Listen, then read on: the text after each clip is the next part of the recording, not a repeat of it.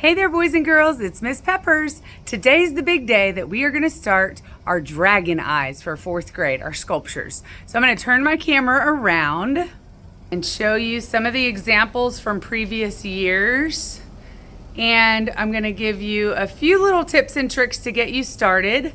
And I'm gonna go ahead and try to make this video short also because I want you to have the rest of the time to create. So let's get started.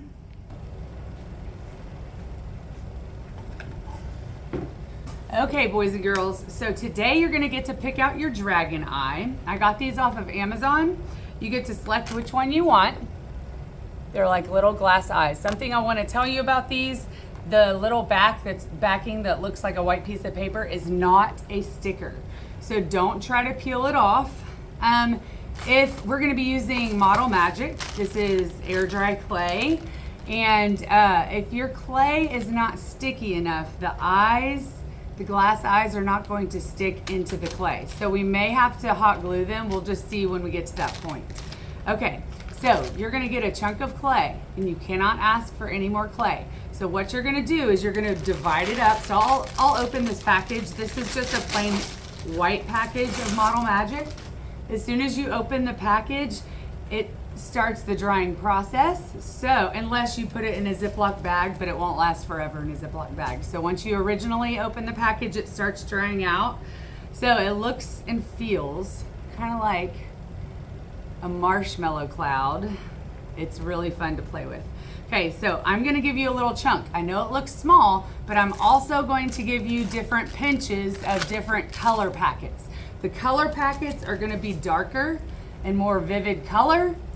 And all of the white that I give you, you're gonna come up with a color scheme and you're going to use markers, just regular Crayola washable markers. Sorry. Markers to dye the clay. So basically what you do is you think of your color scheme and you take it and break it into sections, okay? So once you decide I'm gonna make this red, it's gonna be a light red. It's gonna be like pastel colors when you're dyeing them. You take the clay, flatten it out, and rub your marker all around.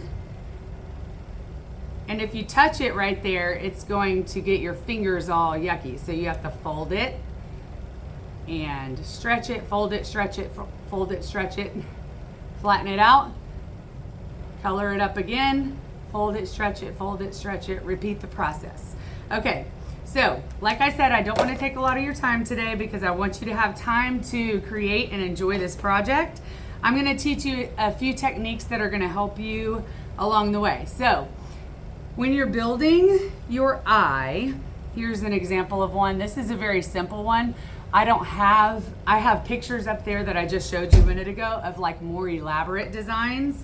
So you're going to take your eye and you're going to take your piece of cardboard and you're going to basically get a little piece, flatten it out like a pancake, stick it onto your board, and then set your eye, your dragon eye, in there, okay? Once it's the color that you want it to be. And then you just build around there. But a technique you could use is something called a coil. I know we haven't used a lot of clay this year because we don't have a kiln in the art room anymore. So a coil is basically rolling out a snake. So you roll it, you can roll it as thin as you want, and then you have a snake. A coil is just a technique that people use in clay for lots of different things to add texture. Okay, one more thing before we get started. That's what I did with my coil. Imagine if it were colored.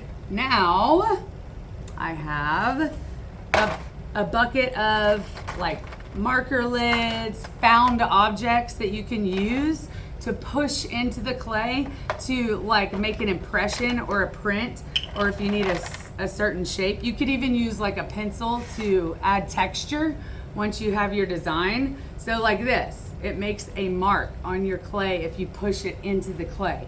So stamping, let's see, if you need a specific shape, here's a circle. You could, there you go. It makes a really cool impression on the inside of that too. So those are a few things to help you get started.